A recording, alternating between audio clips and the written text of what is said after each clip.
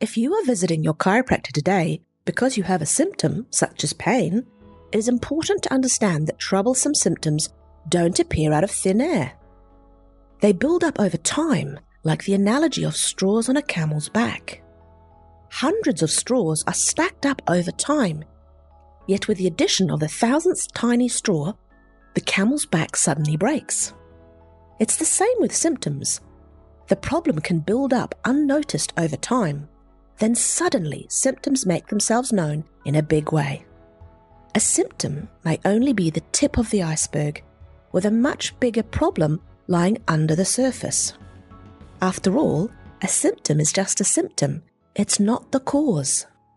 Symptoms are a bit like the fire alarm going off to warn you that there is a problem.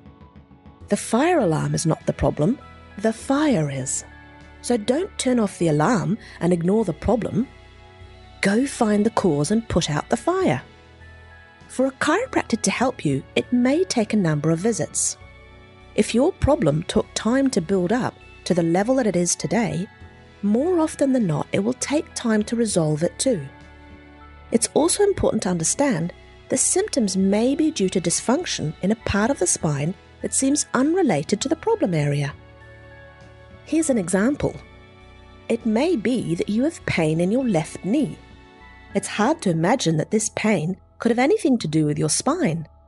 But if your spine is not moving properly, it may be interrupting the flow of information from your leg to your brain and back again.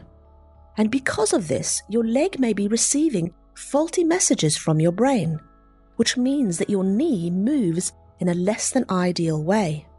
And poor movement sustained over time can often create an imbalance in your body that may cause pain. Remember that your body is one big interconnected system. No part of it operates in isolation.